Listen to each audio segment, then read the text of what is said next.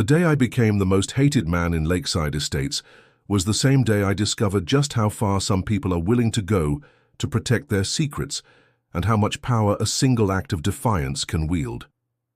It started with a $500 fine. Karen Wellington, the HOA president, had the nerve to charge me for fishing at the community lake, with my grieving daughter by my side. She didn't know I had 4 million reasons to fight back, nor did she suspect I'd use every single one.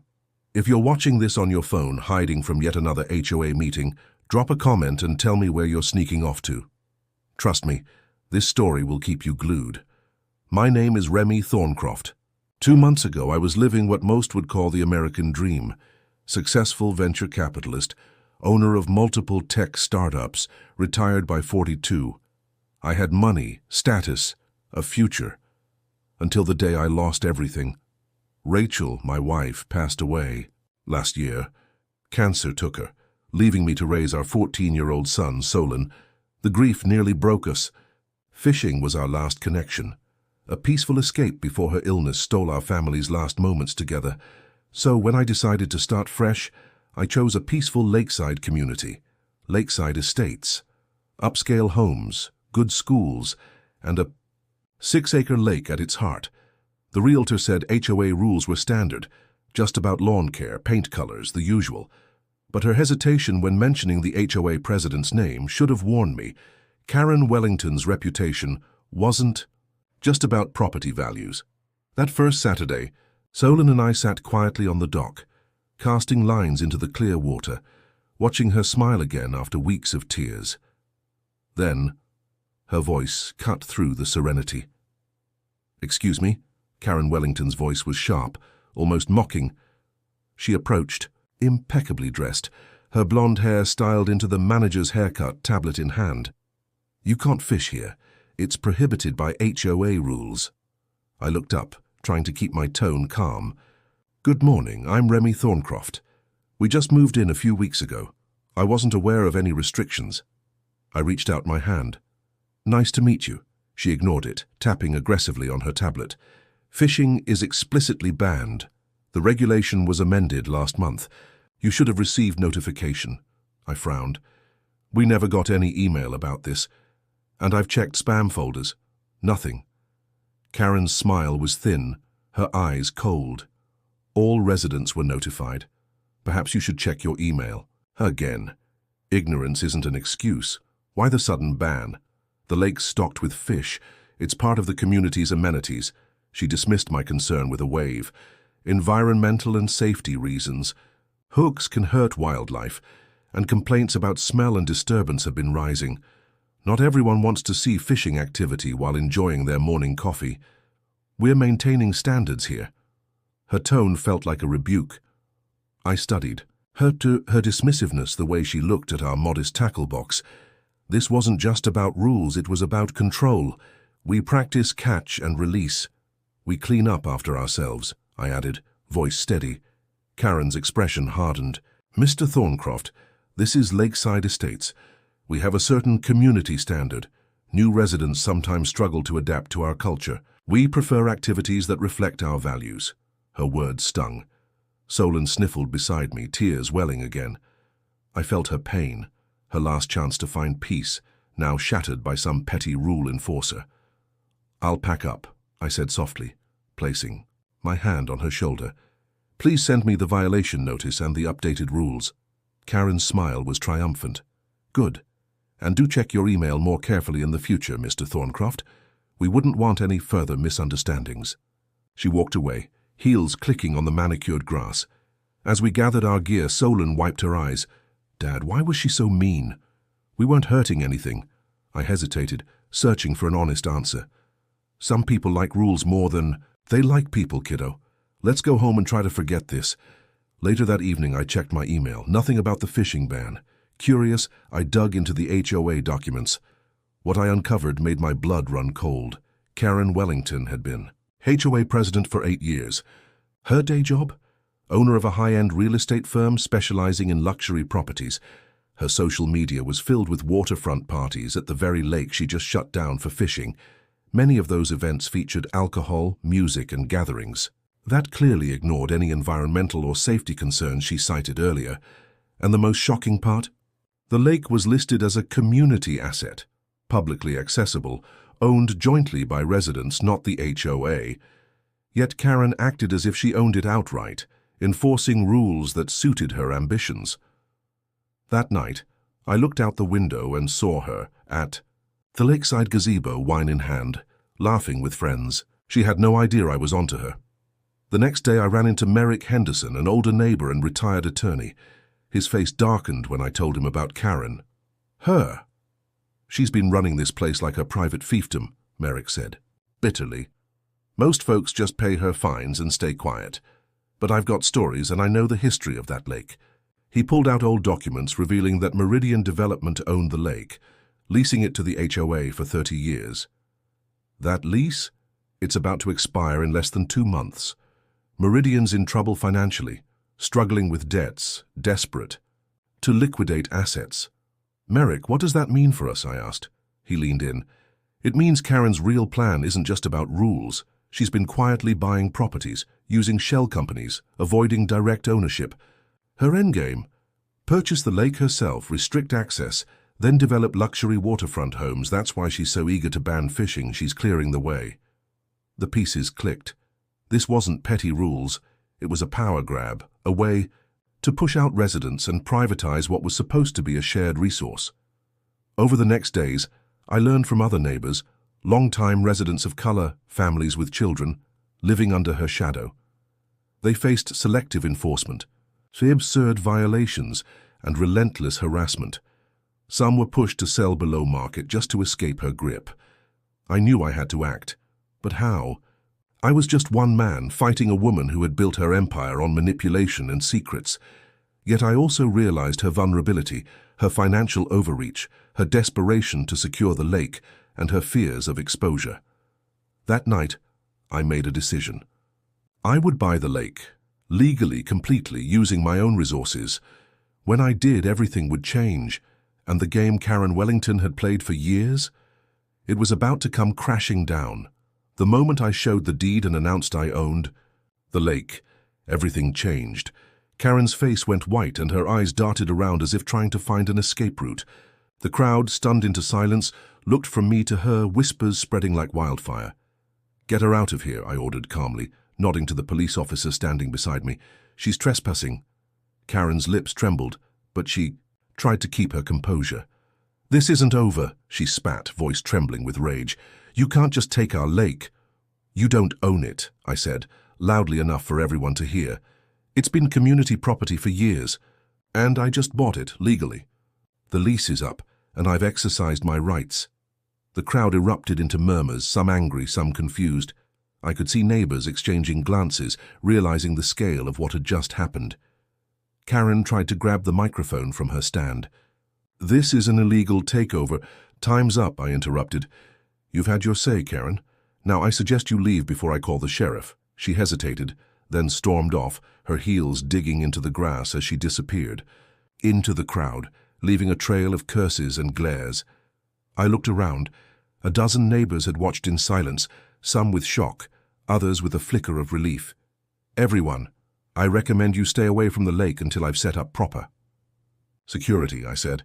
I'll be installing cameras and patrols. This is my property now. Merrick stepped beside me, lowering his voice. You've done it, but she's not going down quietly. Karen's dangerous. She's got ways to fight back, legal tricks, dirty tactics. Be prepared. Suddenly my phone buzzed. I glanced at the screen. A message from an unknown number. You've crossed a line. You won't get away with this. I clenched my fists. That's when I saw her, Karen, storming toward me, her face twisted with fury. You think you've won? She hissed, voice low but venomous. This isn't over. I have allies, I have power, and I will come back stronger. I'm counting on it, I shot back, voice steady, because I've just begun. She glared at me, then turned on. Her heel and vanished into the crowd, leaving behind a storm of chaos. But I knew this was just the start. She'd fight dirty. She'd try everything to claw her way back. I looked at the lake, now quiet, the water shimmering in the fading sunlight. This was mine, legally. But the real battle was only beginning. Karen's revenge wouldn't be long in coming. I could feel it in my bones. And I was ready for whatever came next. The police van's engine hummed softly as it pulled away from the quiet shoreline, the distant sound of sirens fading into the night. The officers had successfully handcuffed Karen Wellington, her face twisted in a defiant rage that refused to fade even as they led her away. Her screams echoed through the trees, a mixture of curses and warnings, but they gradually diminished into silence, leaving behind an unsettling quiet that hung heavily over the scene. I stood rooted to the spot, my eyes fixed on the lake. The water was now calm, perfectly still, reflecting the dying embers of sunset in a shimmering mirror. The sky above was painted in strokes of orange, pink, and violet, but beneath that tranquil surface, I sensed a darkness lurking, a secret that refused to stay buried. It was as if the very lake was watching us, holding its breath, waiting for something to awaken. Merrick, my closest ally and the one who had warned me from the beginning, stood beside me, his face pale and troubled. His voice, when he finally spoke, was barely above a whisper. "It's over," he said, though his eyes betrayed his doubt. "She's gone and the authorities have her, but I don't think this is the end. Karen wasn't just protecting her. Secrets. They were protecting her from something even worse." I nodded slowly, feeling the weight of the moment settle over me. I had thought I was doing the right thing, buying this land, clearing the old rumors, trying to preserve the natural beauty of the lake. But now I realized that I had made a terrible mistake. I had unknowingly disturbed something ancient, something that had been sleeping beneath the water for centuries. My gaze drifted back to the lake, and suddenly I felt a prickling at the back of my neck, a sense of unease that refused to go away. I reached into my pocket and pulled out my phone, instinctively checking for messages. The screen flickered with a new notification. "You've only awakened the real monster." A chill ran down my spine. I looked again at the water, and that's when I saw it. Just beneath the surface, a faint dark outline shifting and sliding slowly, almost deliberately. My stomach clenched. I knew on a primal level that the lake was no longer just a body of water. Something had been disturbed, something Karen had fought to keep hidden, and now, because of our meddling, was waking up. The wind picked up suddenly, sweeping across the shoreline with a cold, unnatural gust. The trees groaned as if in protest, and the ripples on the lake's surface distorted the reflection of the fading sunset. Then I saw it again, the shadow. It moved with slow, predatory grace, slipping beneath the water like a creature alive with purpose. My heart hammered in my chest. Fear and curiosity warred within me. I knew that whatever was lurking down there was not natural. It was something ancient, something that had been buried beneath the lake for centuries, kept hidden by Karen's desperate efforts. And now it had been disturbed. A whisper brushed past my ear, icy and sinister. It was almost like a voice, soft, almost inaudible, but unmistakably threatening. "You think you've won? You have no idea what you've unleashed. You've only made things worse." Merrick's eyes widened as he stared at the water, his face pale. "Did you see that?" he asked, voice trembling. "Yes," I whispered back, my voice shaky but firm. "There's more down there than we realized. Whatever Karen was protecting, whatever she was hiding, it's alive and it's waking up." The shadow beneath the water moved again, faster this time, darting beneath the surface like a predator hunting prey. It was no longer just a trick of light or a ripple of water. Whatever it was, it had stirred from its slumber, and it was hungry. Felt a surge of dread, a primal fear that rooted me to the spot. The lake was no longer just a peaceful place. It was a gateway, a portal to something dark, something ancient, something that defied explanation. It was as if centuries of silence had been shattered, and now that silence was being broken by something malevolent and hungry. And I knew with chilling certainty that this was only the beginning, because what we had disturbed wasn't just a hidden secret. It was a force that had been dormant for centuries, waiting patiently in the depths, and now it was waking up because of us. I looked at Merrick, my voice trembling but resolute. We have to find a way to stop this. Whatever it is, it's awake now, and we can't just leave it there. If we do, I fear it won't stay contained. For long. He nodded grimly, understanding the gravity of the situation. We didn't know what we were dealing with, whether it was a creature, an entity, or something else entirely. But we knew we couldn't just walk away. As darkness settled over the landscape and the last rays of sunlight disappeared, the lake's surface shimmered again, almost alive. Something moved beneath it, unseen but felt, something vast and ancient, with hunger that transcended human understanding. The shadows stretched longer, and an oppressive silence fell upon us. In that moment I realized this wasn't just about saving the land or exposing a corrupt figure like Karen. It was about survival. Because whatever lurked beneath the water was not meant to be disturbed. It was a force of nature, or perhaps something older than nature itself, something that had been waiting, hidden in the depths, for centuries. And now that it was awake, I had no idea how to stop it. My mind raced, trying to think of solutions, of ways to undo what had been done, to seal the darkness once more. But deep down, I knew the truth. This was beyond anything I had ever encountered. It was a nightmare come to life, and it refused to stay silent. I looked at Merrick, who was now gripping my arm tightly. "We have to act," I said, voice strained but determined. "We can't let it spread. We need help. Something, someone, who understands what this is." But deep inside, I feared that we might already be too late, that the creature, or whatever it was, had already begun to stir, and once fully awake, it wouldn't be easy to contain. The wind howled again, carrying a chorus of whispers, voices from the depths that seemed to call out our names. The water rippled and churned, as if the lake itself was alive, breathing, waiting for something. And then, just as the darkness fully enveloped us, I saw it, the vast shadow beneath the surface, moving slowly but inexorably toward us.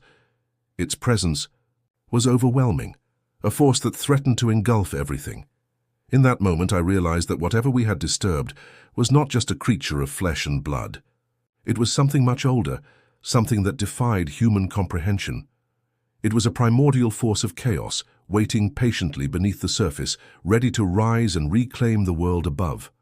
The night stretched out endlessly, filled with the sounds, of water slapping against the shore, and the whispers of something unseen. Our only hope was to find a way to stop it, before it broke free and devoured everything we knew. But I knew, deep down, that the battle we faced was far beyond our strength or understanding. We had unleashed something that was meant to stay buried, and now it was awake, and it wasn't going back to sleep.